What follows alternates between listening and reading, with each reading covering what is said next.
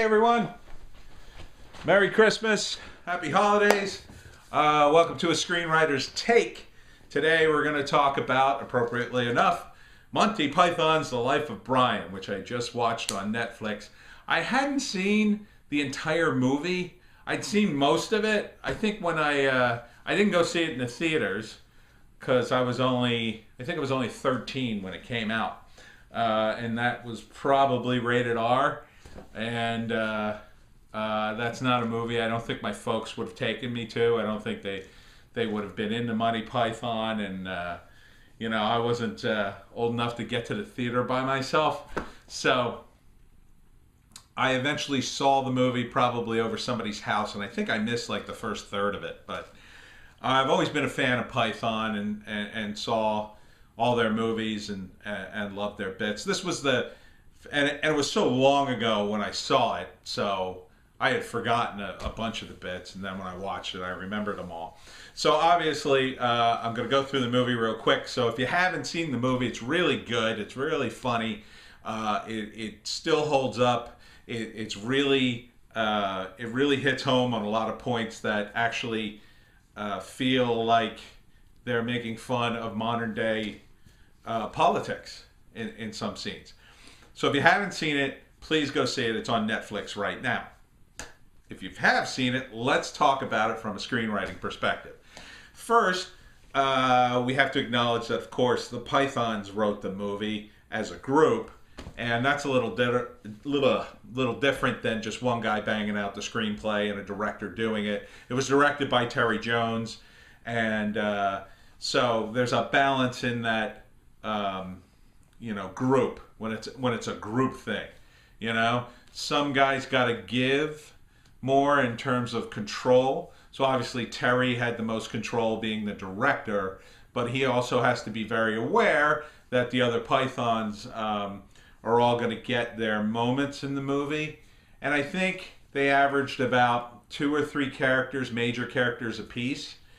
So it was written with the guys in mind, which is a little different than following the 3-act structure. It doesn't quite follow a 3-act structure. It follows it, but it's a lot looser because the guys are doing their bits, and they're sort of putting their bits in different places in the movie, and some of the bits could have been moved around, and they would have worked just as well. It's also just chaos in a few scenes. Now, I think this is probably the Python's strongest movie. It definitely makes the most focused statement, because it's really a satire about religion and politics when you analyze it. You look at Monty Python and the Holy Grail, it's kind of a parody of those sort of epic movies about King Arthur and characters like him. If you look at The Meaning of Life, it's kind of a sketch comedy movie, more akin to like Kentucky Fried Movie. But this movie has a more solid structure to it than I think the other two, because they're first off following the story of Jesus and the crucifixion. And in the first act, we get to see how Brian is almost the Messiah. He lives like 2 doors down from the Messiah, and he's mistaken for him when he's born, and then it turns out, wise men realize their mistake, and they move over to the real major, and that's the opening scene. So it sets a great tone for the movie, because when you're doing a comedy, there's nothing better than having a great source material, and we'll get into that in a minute. So the first act is Brian. It cuts to him as an adult, sort of like the way the Bible goes, right? It's about Jesus as a baby. We don't see Jesus growing up in the classic tale of the Bible. It just cuts to him as a full-grown man and what he's doing, as an adult. So Brian and his mother pal around Jerusalem, and they go to a stoning, and then Brian kind of keeps seeing these guys from the People's Judea Front, and they're all political and they're fighting the Romans, and he wants to join, and he can't really get his act together. He's a little shy, and so the first act's all about him eventually approaching John Cleese and the other members of the front and trying to join. He eventually joins, and the second act is mostly unlike the story of Jesus, although you see Jesus popping up a couple of times during the course of the movie, the real quote-unquote Jesus. It follows more of this weird course where he's trying to be a good Jewish guy in that era and fight the Roman state, and it becomes a political satire at that point because there are like a million of these little tiny groups fighting the Romans, and the implication is they don't stand a chance in hell of beating the Roman Empire, even though they have these ridiculous dreams of just overthrowing the entire empire and dictating their demands. And it sounds all very similar to kind of what you hear from anti-capitalist, anti-fa people today, communist, Marxist types. This was the movie came out in '79, so a lot of these people were still running around in the late '70s. They were starting to fade out. It had gone out of vogue to protest. Once the Vietnam War was over, the protest movement kind of faded for the average person. It was only the hardcore zealots that kind of hung on, and then some of them formed into these gangs or violent political groups. And then later in the '70s, they caused trouble. So by '79, most of that stuff was over. So it's interesting that the Pythons sort of drew from that in their movie and put it in there. But that's what it feels like. There's an interesting scene too that kind of touches on transgender issues, which was interesting. It was funny, and it would be interesting to see if that sort of scene would fly today, or whether or not the Twitter mob would go bananas because Eric Idle at some point in the movie decides he's going to be Loretta, and nobody can really understand. And the line from John Cleese, he wants to have babies, right? So Loretta says, "Well, I want to have babies," and John Cleese starts chastising and says, "Well, you don't have a womb. I mean, you can't have babies," and that you're arguing with reality. And so it would be interesting. I mean, it's a funny scene. It would be interesting to see if a modern day audience would go, "Oh my God, what are they saying?"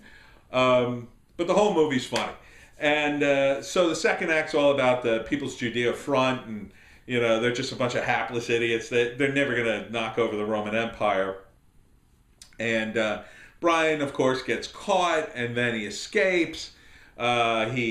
He hooks up with Judith, one of the women in the front, and they're not really in love, but Brian's in love with her, but she's really in love with the movement. And then towards the end of the second act, the climax of the movie is it kind of goes back into the Jesus mode, where Brian is mistaken for the Messiah due to circumstances in the movie. People are just very easily swayed in the life of Brian. They just immediately decide he's the Messiah for circumstances in the movie. And once that happens, people start following him, and it starts ruining his life. Eventually, the Romans in the third act, they finally catch up with him. And now we lead into the crucifixion scene. And there's a moment in which Brian might be freed, but due to the circumstances of Pontius Pilate and Biggest Dickus, it doesn't happen. And Brian gets crucified along with these other guys and other characters who you've seen in the movie. And then, of course, it ends with a nice, happy, always look on the bright side of life song. It's just a hilarious movie. And so that's the climax of the movie, really. It's just like he gets crucified and that's it. So it works because the movie's just so damn funny. But why is it funny? The number one reason, besides the fact that the Pythons are all geniuses and they're very talented and they've got a decent budget and all that good stuff, It's their choice of source material. So if you're doing comedy, a great source material, and this is 1979, is the Bible. Why? Well, because number one, the Bible is known by everybody in their audience, just about. In 1979, people still are fairly religious. I mean, there are atheists, there are people starting to, fade out or drop out of religious circles, but generally, a Western audience where this movie's aimed at, most people are Christian, and they at least have some working knowledge of the Bible. And they certainly know the story of Jesus. But the great thing about that, too, is because they have that knowledge and because they're still religious, it's a bit edgy, right? Now, 79, the UK wasn't that edgy to make fun of religion. It was still kind of edgy. The Europeans are kind of ahead of us on that score. They've been making fun of Christianity forever. 79, it was still edgy. It was definitely edgy in the United States. I vaguely remember The Life of Brian not quite getting the play, and I'm sure some Southern Christian groups went bananas when it came out, and there were protests, I'm sure. I'd have to go back and look, but I'm almost positive. I sort of vaguely remember hearing something about that. And that's probably one of the reasons I never got to see the movie in a theater, because, it probably was tough for them to get distribution in the United States at that time. They probably got some, but, a movie coming out of the UK, I mean, who knows? It definitely, The Meaning of Life got big distribution. I totally remember that. Monty Python and the Holy Grail, I'm not sure, got big distribution. They were probably both art house movies, They probably played in the art house districts in the big cities. And that was the audience for them, right? Because those people are going to tend to be less religious, more open to seeing a movie that's going to make fun of religion and politics, which is partly why the Pythons are making fun of left-leaning politics in the movie, because that also appeals to the audience because they know it. So if you don't have that shared,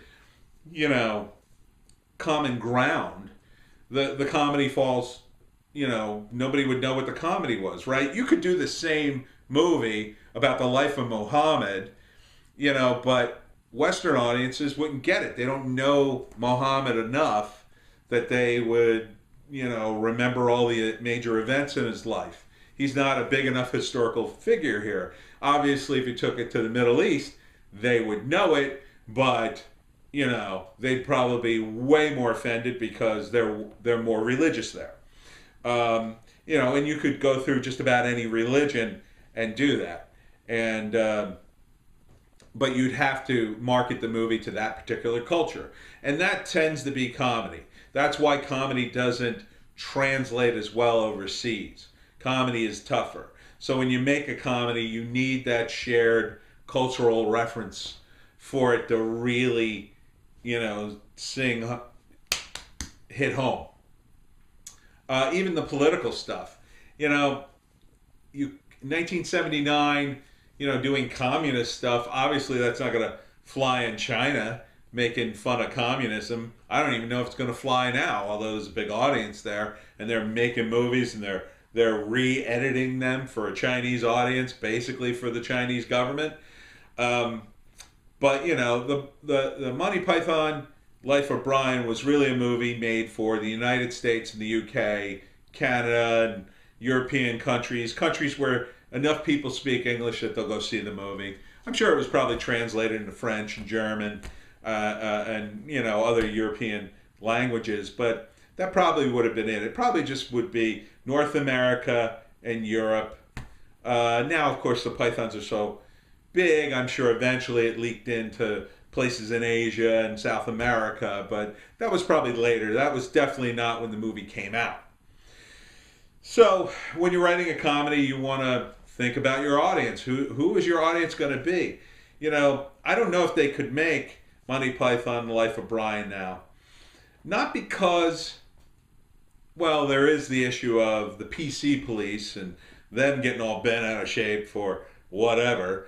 But the problem with it now, would be number one, bashing Christianity is getting very passe. Okay? You know, Life of Brian was one of those movies. They did it right.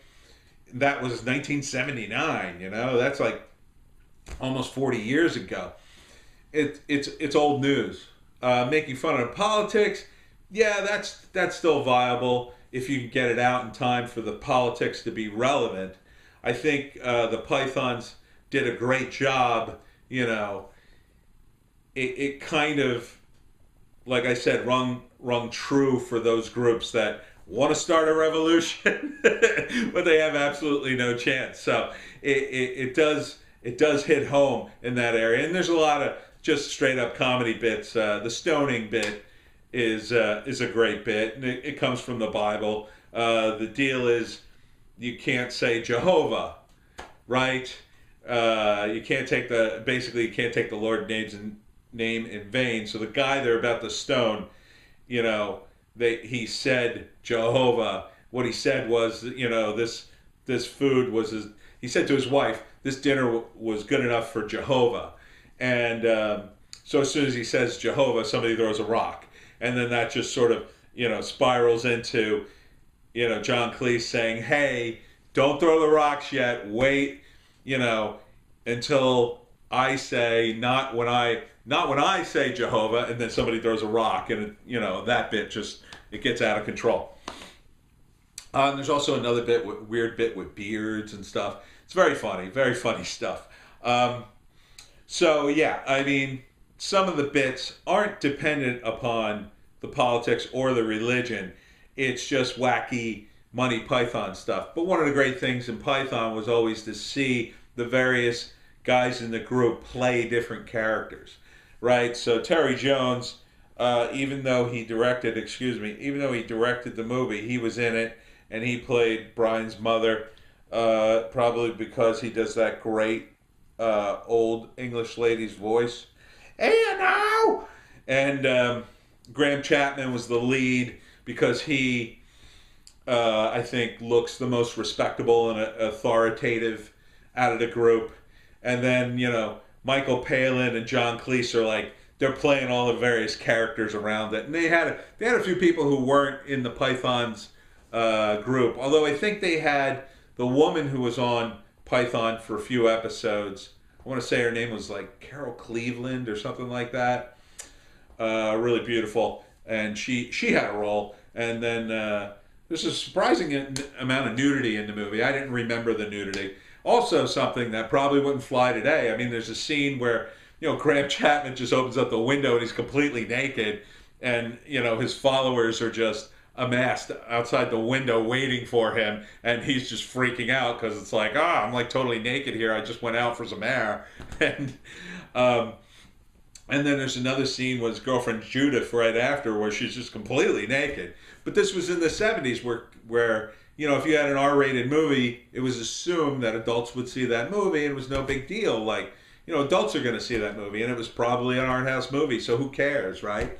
Now, you know, I think it's there's too much marketing involved, and people don't take those kinds of chances. So I definitely think a movie like Monty Python's The Life of Brian probably wouldn't be made today unless there was another comedy group that was so famous and so popular, you know, that Hollywood would say, okay, we're just going to let them do whatever they want just because we know they're going to make money already.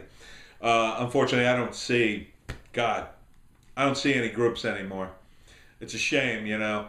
I guess the last big comedy group that made movies, I guess you'd have to say Kids in the Hall. You know, I mean, some of the SNL guys still do movies, but it's not a group, you know. They're kind of all off on their own. To me, it was better, you know, when the original SNL cast, you know, they were trying to make Animal House. It was originally written for the Chevy Chase, Bill Murray, and Dan Aykroyd. Or no, Chevy Chase, John Belushi, and Dan Aykroyd. And I wonder if Bill Murray had a role too. I'm not sure. I don't think so. But definitely Chevy Chase was supposed to be Otter, and D-Day was supposed to be Dan Aykroyd because everybody knew he was really into motorcycles back then. Anyhow, I digress. The Life of Brian. If you haven't seen it and you're going to do a movie or a satire about politics or religion, you definitely have to see it because the Pythons really knew what they were doing. They hit all the major points. And it's just a fun movie. Even if you've seen it before, see it again. That's it. My name is Tony D. Merry Christmas, everybody. And this has been a Screenwriter's Take. Check me out on the Webcomic Factory and Superfrat. And I will see you next time.